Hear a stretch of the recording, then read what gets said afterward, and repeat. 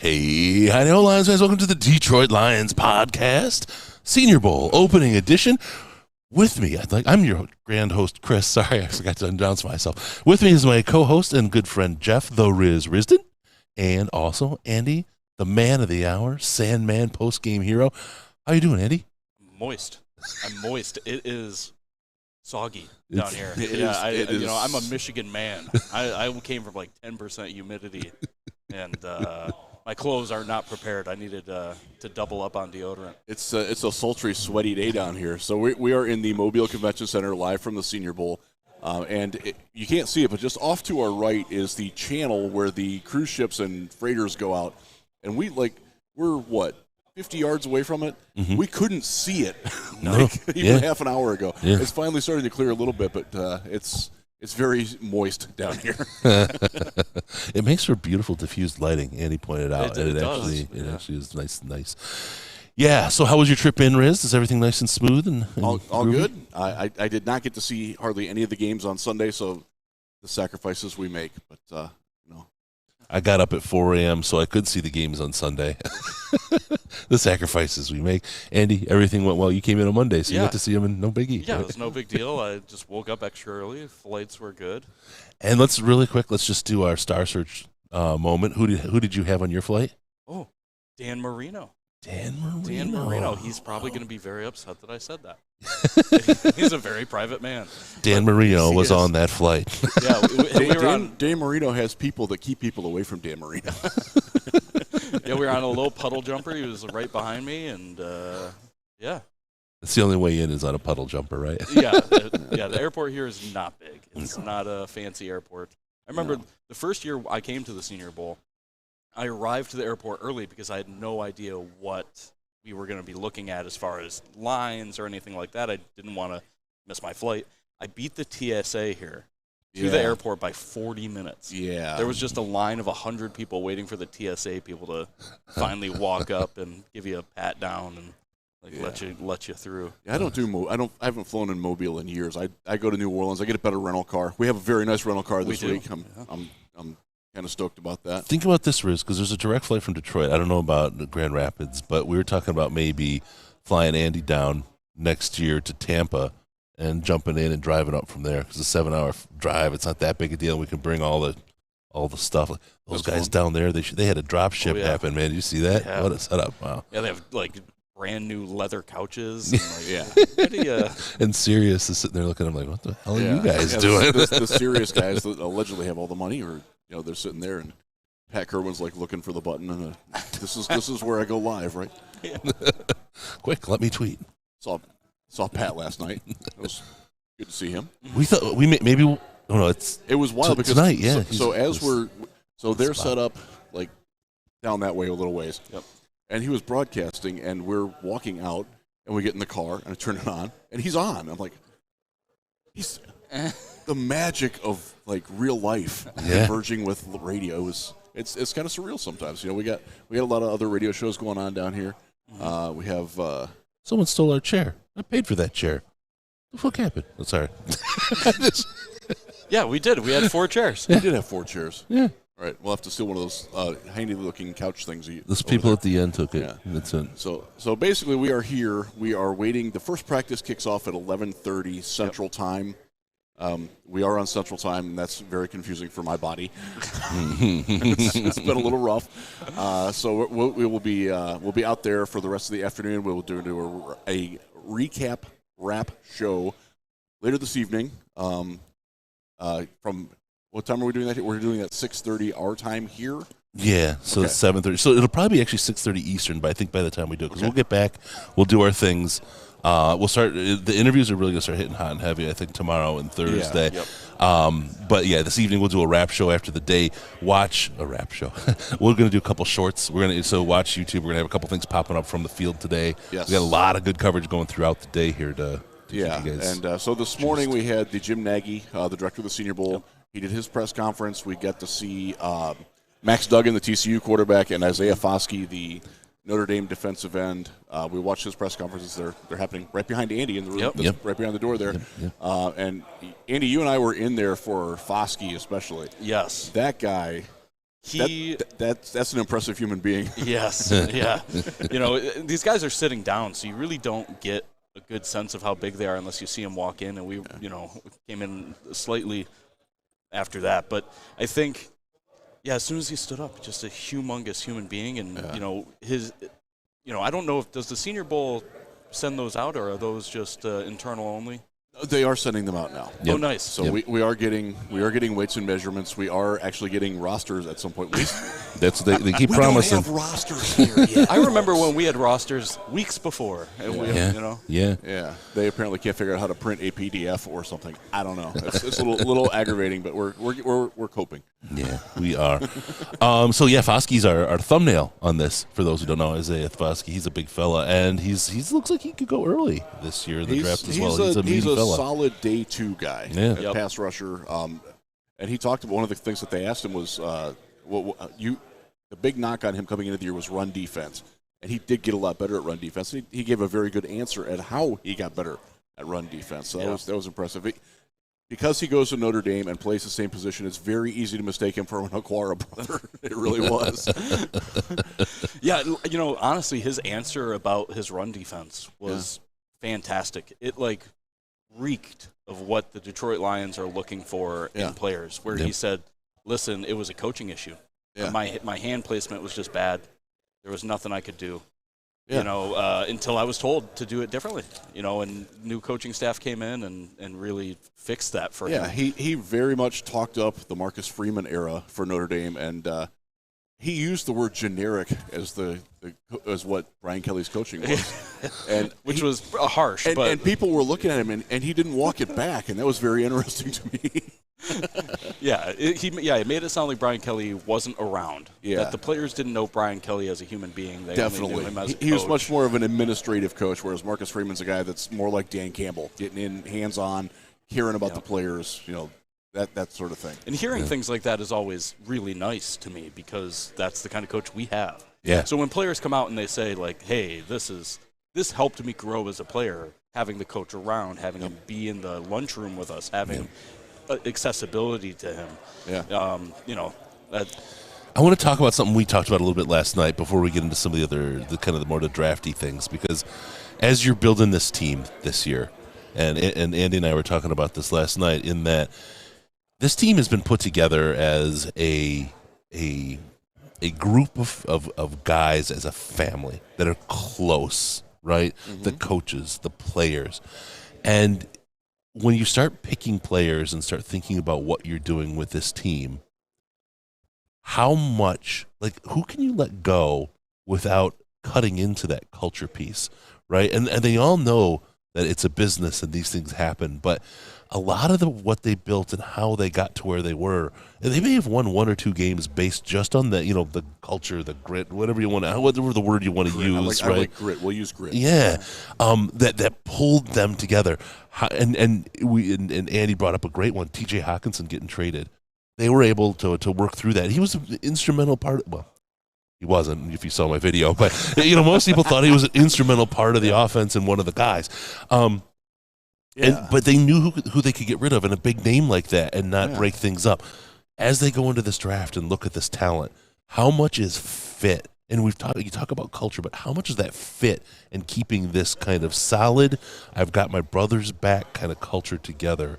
How much is that going to weigh into what they're doing? Yeah, they know what type of player they're looking for. And I think this being the third draft cycle with this group, I think they have a pretty good concept of who's going to fit and who's not going to fit.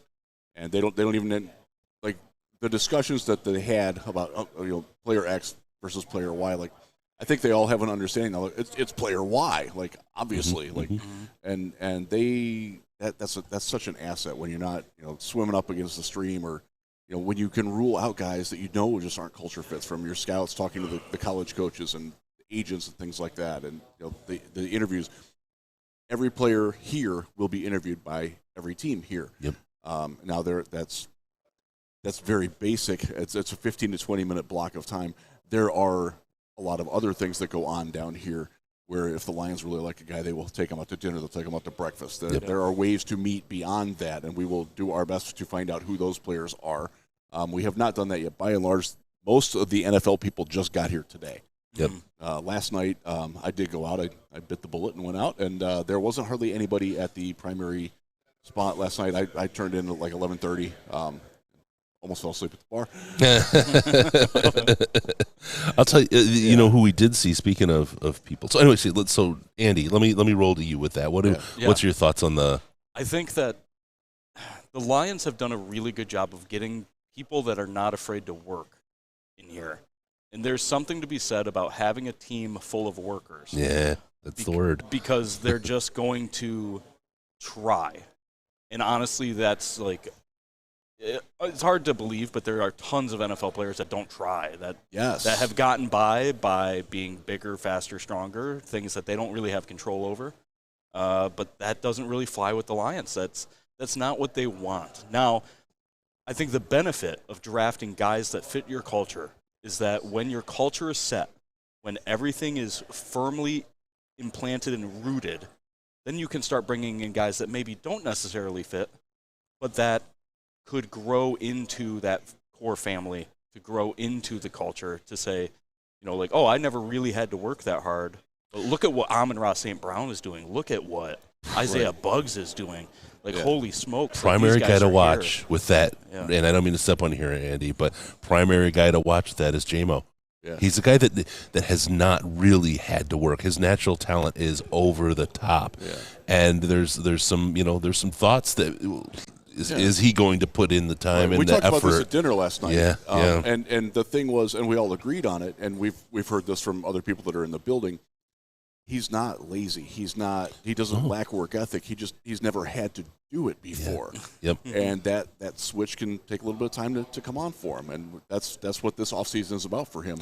It's not necessarily getting healthy. It's like I've been so blessed, naturally talented with my speed and my size and everything that nobody could guard me. Like now there's people that can guard me, and now there's people that can check me, and like I got to raise my level of work. And the hope was that he would learn that part, that you're playing in the NFL, and the NFL is a whole nother level up this year in the time that he got, and that would inspire him through the offseason to put in, because they are, I mean, if you remember the old, what was it, going to work, the Pistons, remember that? Yeah. That's who this team is. I mean, it feels silly to say they're a lunch pail team, but they truly are. They are truly a hard-working team. So, Andy, I did interrupt you. I'm sorry. No. I think, that's a good tangent. That's a perfect tangent. I think, and we've seen this, and we've talked about this ad nauseum almost, where we are seeing people that come to the Lions, if you work hard and you do what you're supposed to do, you're going to get playing time. Yep. You are. Yep. And that's something that's completely different from so many NFL teams, where they'll put the talented guy over the hard worker every day of the week. Like, what team does Malcolm Rodriguez get the kind of shot he got here? Yeah. That doesn't happen. No. That doesn't happen. Like, you could say the same thing with James Houston. Like, they kind of knew what they had with him, but he didn't really show up in preseason. It took him time. Yeah, they gave him that time. And then they gave him the opportunity. Yep. And then once they found out that he was willing to work, he was willing to do the things, they found ways to use him on defense. Yep. And they used him to his best ability. I think, the more culture you have and the more stuff like that, the easier it gets.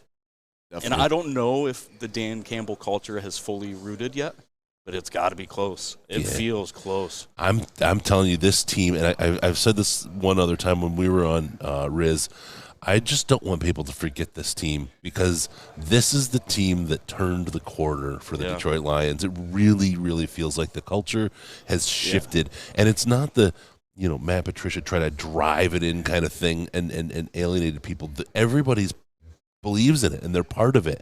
And the whole concept from top to bottom, like the servant leadership. You're the guy who's pushing a broom in the building is just as much a leader as Brad Holmes or Sheila is. And they've really embraced that as an organization, and that's one of the ways that you get people to buy in, because they're valued top to bottom, and what their contribution is valued. And this year's team, they bought in together. They like I said, they probably got a win or two beyond what they maybe would have, just out of their sense of playing for their brothers. And I'm just excited to see what comes out of it. I have to thank the Football Alliance guys. They brought me some Chick-fil-A because I didn't get breakfast. So Very nice. I was going to eat it on the Mike air, and but Jeff and Ryan. Yeah. Good guys. all right. So let's get into it. Let's talk about first day of practice. It's coming up here. We're gonna kick off the show in about 25 minutes, so we can break down and get out to the Hancock Whitney Stadium and watch practice. Let's start with you, Riz. What are you looking for? Looking at this practice. So today I am doing wide receivers versus cornerbacks, defensive backs, tight ends. You get a little bit of the running back and linebackers in coverage, that type of thing. But the first day I do the periphery, and some of that you wind up just observing the quarterbacks and their throwing motions and seeing that too. So you get a little bit of evaluation. A lot of it is comparative the first day. It's not necessarily looking for like, oh, the quarterback overthrew he's never seen this guy before. I'm not worried about that. Yep. I want to make sure that we're seeing mechanics, the route, the attention to detail, the footwork, that sort of thing. And in defense, the cornerback, don't be tall, don't be late. That's the two things. I'm watching their feet, and that's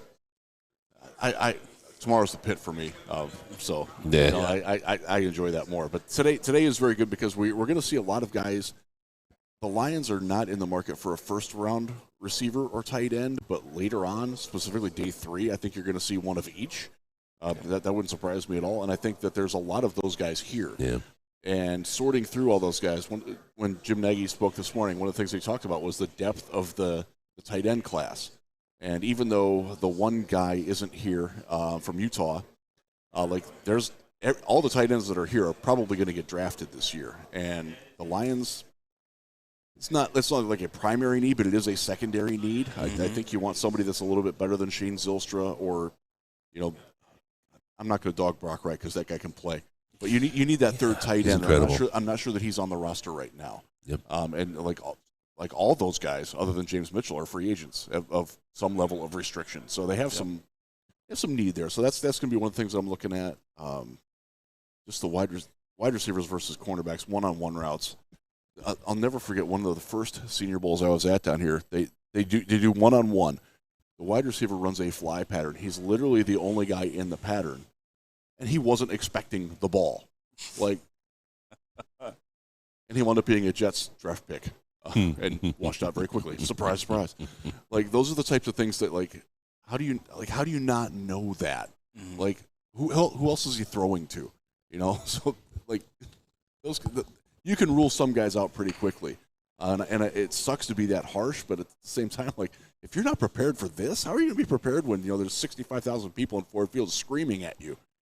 That's part of the pressure. Some guys can handle that, some guys can't.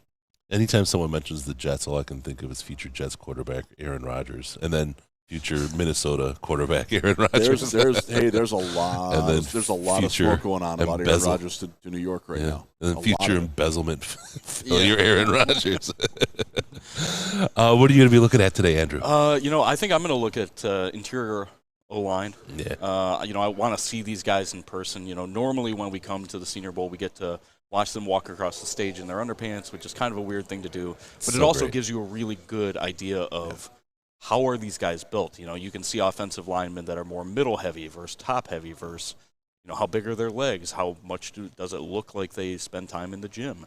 Yep. So we didn't get to do that this year, which is a little bit of a bummer. But, seeing them in pads on the field and then seeing how they handle themselves, like Jeff said, there's a lot of small things that are hard to get right the first day of practice, but footwork, hand placement as an offensive lineman, how huge. Quickly they are off the ball. Yep.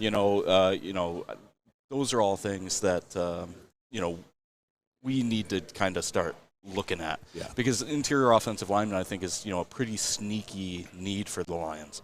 It is. It's something that maybe they could get away with getting a random guy in there, and the rest of the offensive line kind of picks up the slack. We kind of saw that already when that's basically what Evan Brown was. Yeah, exactly. So they may be willing to fly around with that, or we could see a day 2 offensive lineman. Maybe there's one in particular that you guys know I've talked about. Yes. Sorry, our guys. We're getting distracted a little bit by our guys from Zebra Technologies. We'll have them in here soon. They're great. We'll have a good interview with them as well. But Osiris Torrance from Florida. You guys know I've watched a little bit of Florida football this year. Just a wee bit. Yeah. As guard, it's a point of need. He's a beefy fella. He's a giant human being. He is a humongous human being. Yeah, we don't have they did actually publish all the weigh-in stuff. We don't have a sheet of that, and I'm not going to look at it on my phone right now because I'm a Luddite, as you guys found out last night. I can barely turn my phone on. He's a giant guy, and he can play tackle, he can play guard, and so one of the things that we talked about at dinner last night was that aside from needing a right guard, they need a sixth lineman, a guy who can play tackle or guard to replace or upgrade from Matt Nelson and Dan Skipper. Yes. And because Matt Nelson, I think, has kind of stagnated into what he is, and they used the sixth lineman more than any other team but one this year. Yep. And it's an integral part of their team. They run it like between 8 and 10% of the time. Like they do that a lot, and that helps facilitate the gadget play to Panay because you've got the other tackle. They like using that, and they can get better there. And that guy could very well be here. And that's not a day 1 pick or day 2 pick. That's your last pick of the draft. The guy that you see, okay, we can develop this guy. They did it with Obena Eze last year, who was here. He wasn't drafted and shouldn't have been, and they can upgrade over him too. Yeah. He's got the movement skills of a alligator that's in the cold.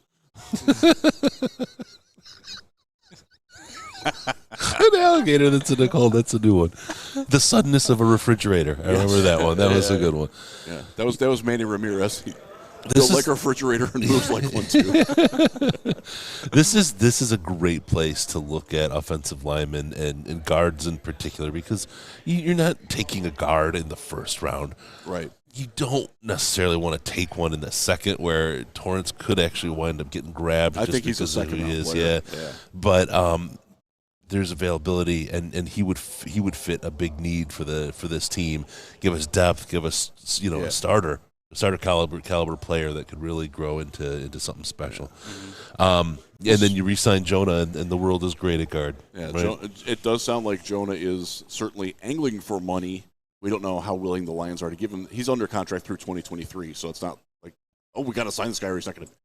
It's time to build that contract out. This is the though. time where, and you want to get ahead of the market because if he has another year like he's had the last 2 years, the price tag's only going up. Yep. And he's a very good young player. He's asserted himself as a leadership presence in that line. They're a funky group. They're a great group, and keeping that continuity together. We talked about it again yesterday.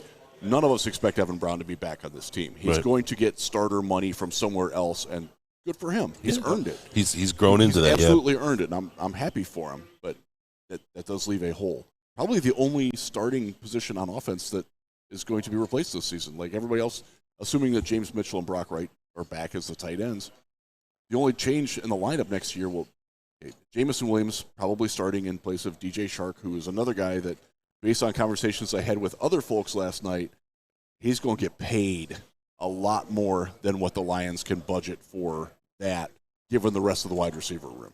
Yeah. I was talking with a couple of Chicago guys last night. He's getting 12 to 15 million.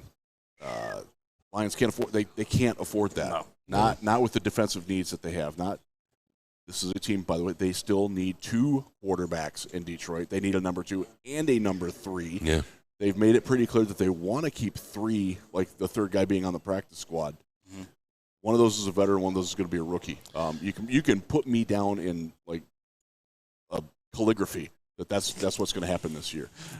I'm telling you that it's after seeing the 49ers this year, and I think that we're following a path very much like the 49ers, and I'm advocating that, right? Yeah. Where you've got a quarterback who's when I say good enough, I am underselling Goff's abilities. I just am. He was great this year. He's really great for this team and this year, and if he can play like that ongoing, he's great. Mm-hmm. But if he's number 15 in the league quarterback off, but he's surrounded with the San Francisco 49ers, they win the Super Bowl. I mean, that's all you need. And I think that's the path that we're seeing here. Yes, with the capital we have, if we go to town on defense this year, I really see that type of thing happening. But your risk is exactly what we saw with the Niners this week, trying to find Christian McCaffrey is the guy who's about to start slinging the ball because you went through 4 quarterbacks, and you got nothing left. Obviously, we need a number 2. Obviously, we need number 3 because we don't have them. We didn't have them all year. We didn't have anything. If Jared had gotten hurt, it would have been It would have been Nate Sudfeld, who was not good enough to be the number 4 guy in San Francisco. Like, they let him go. They missed him this year. Yeah, they might have. Yeah, that whole backup quarterback thing for the Lions is so weird to me because they're so integral generally in offensive game planning and looking at defenses and saying like it's always nice to have different quarterbacks' opinions on things. Exactly. So like when you think about guys like Dan Orlovsky, his value was never that if your starter went down, he was going to come in and be a world burner. His value, score 2 points for the other team, right? I mean, yeah, he's a negative 2-point guy. But his value is that he comes, he's in the back and he's helping read defenses. He's helping come up with good plans, good attack ideas. Yeah. He's somebody that you can let's say Jared Goff has a bad series and throws an interception or something, and he goes to the sideline and why didn't I see that? And there's a professional trained voice who can say, this is why you didn't. And it's different than a coach. Like, that if you've played a sport, like it's different hearing it from a teammate than it is from a coach. Yep. Like, and that dynamic is something that I know Jared Goff appreciates that. That's something that he didn't get in Los Angeles. And so we do have quarterbacks that are here that are interesting. The kid from BYU, Jaron Hall, is a guy that I think the Lions, I know they've looked at him. I don't know their opinion on him, but I think he's a guy that they would like. He's mobile. He's older. He's 25, but he's a little over 6 feet tall. But he's an interesting guy to me. Max Duggan was here. We watched him this morning. Yep. You and I, our first comment about him, he's bigger than we thought he was. Yes. He was when he was walking out with the handlers. He was. So we don't know who the handlers are, but he made them look small. Like he's not a slightly built guy. Like this is a good athlete. They're the Oompa Loompas or the handlers. There's they pay him well to make. They brought in the dude from Louisville, got called up from the NFLPA game, Malik Cunningham. He's if you liked Malik Willis last year, you might like Malik Cunningham.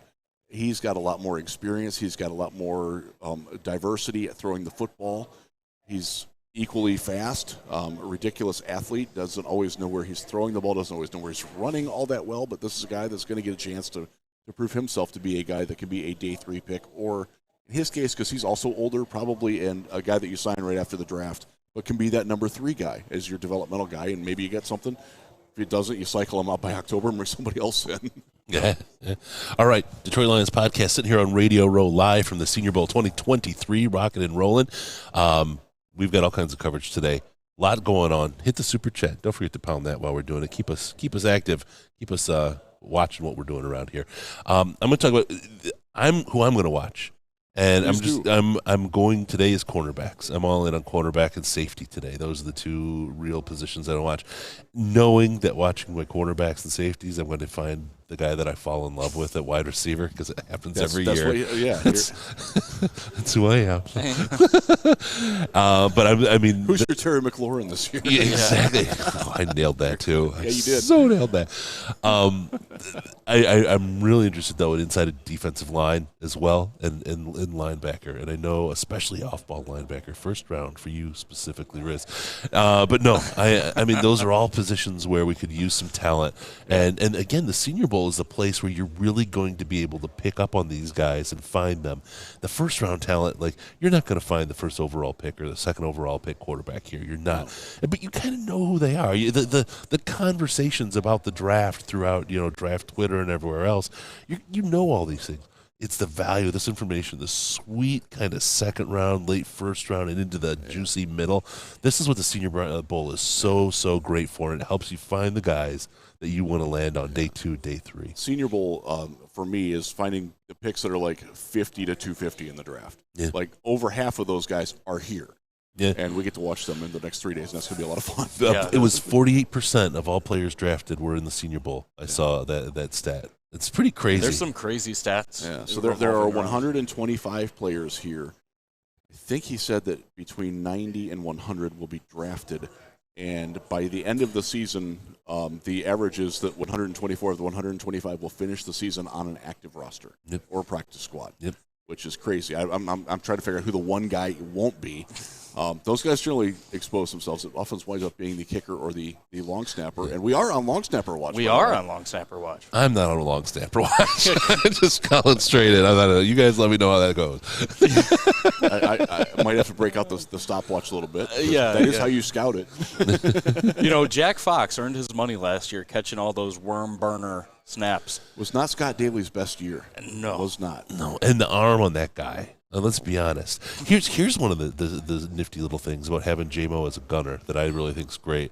I make fun of Jack Fox's arm, but he can actually wing a ball. He can. J-Mo as a gunner means that every time you punt that ball, you have a freaking threat on the field to catch that ball and go.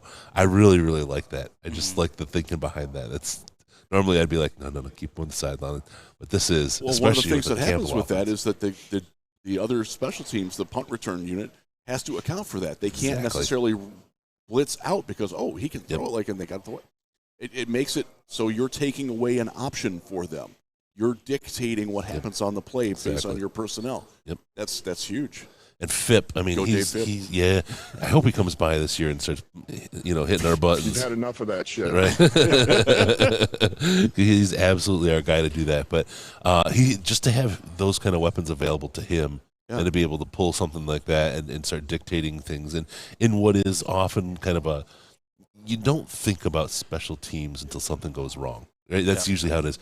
The Lions are not thinking that way, and it is truly a third phase of the game in which they are taking an aggressive stance and controlling the field on that. And I expect to see that kind of role and that kind of practice grow into this next season because it's a comparative advantage, right? We will see kickers here today too. We'll watch kickers. Most years the Senior Bowl kickers wind up being pretty good ones. Riley Patterson was here all the time. Yeah. Who else was? Well, Zane Gonzalez was here. That didn't work out for any of the teams that Pat McAfee is a Senior Bowl guy, right? Yeah. So the 1 year, I think it was the second year I was here. Pat McAfee and Tom Morstead were the two punters. And they wound up being in the Super Bowl that year as rookie punters. And one of the coolest things ever was, and no slight on McAfee, but Morstead, this was back at the old Lad People Stadium. There was kids in the stands. They were there from school. He's like telling the kids what seat to go to. And he's like punting it from the end zone up into the seats and was like nailing it. I'm like, holy crap. Wow. Like, that's the kind of fun stuff that you get to see. And we're going to get out there and watch the warm-ups. And I told you guys this last night. One of my earliest Senior Bowl memories was Alex Mack, a center from California, first-round pick, future Hall of Famer, by the way. Wowed me in warm-ups because he, as a 295-pound center, did a full splits, like nuts on the ground, and then got up from that without using his hands to get himself up. I'm like, oh, my God. That's a freak. Oh, you got to share a hotel room with me next time. That's how I get out of bed every morning. I'd rather not see that. All right, we got about 5 minutes left. So, Riz, for the week, we know who you're looking at today. Mm-hmm. What's your expectations from some of these players? I just want to see who has your noodle kind of jiggling right now. I'm looking at the wide receivers, the running back. The dude from Tulane is interesting. The dude from Oklahoma is interesting. The other running back from Texas is interesting. Like, I think the Lions are in the market for a day 3 running back, so we're going to be watching a lot of those guys. Yeah. The linebackers that are here, I brought them up in the piece that I wrote at Lions Wire. Marshall, the small guy from Troy, he's like 5'9", 211. Mm-hmm. But if he was Rodrigo's size, he's a second-round pick. So guys like that, and seeing how they can mitigate that talent, and then the wide receiver from Princeton, whose name I can't pronounce. I just want to see that guy because he's allegedly going to be a star here. Yeah. I haven't watched him yet. So. Yep. Yeah. Byron Young's a guy inside defensive line I'm interested in. I'd really like to see what he can pull for us. How about you? I'm full bore Witherspoon. Early in the process, as soon as I saw that he was coming here, I was pumped because before he started getting a bunch of really early, he's possibly the best cornerback in the draft hype. He fit what the Lions do. He's aggressive. He tackles. He's not afraid to put his head into the lineman in order to, get it accomplished. So I'm excited to see him, in one-on-ones especially, see how he handles himself, see what his hips look like in person. And say all the right things. Yeah, big hip guy. There's quite a few guys that are, and the players that have been called up from the NFLPA game are interesting to me too, because that's not a normal path. Like you have to stand out pretty well, and the NFLPA game, to its credit, has raised its level of relative talent. And you're getting guys that, like, there's going to be some of the guys that were there that are going to be here and will wind up being drafted. That those of us who do this for a living were like, I didn't see that happening 2 months ago. Yeah. So it's always fun to find those kind of guys too, who rises up unexpectedly. And that's the fun thing, is that we don't know who that's going to be. Yeah. All right, I want to hit everybody up on the stream right now. Make sure you like this. Give us those likes. Give us those subscribes. Help us get that out there so everybody can see the coverage. 2023 Senior Bowl from Radio Row in Mobile, Alabama. We've got Andy.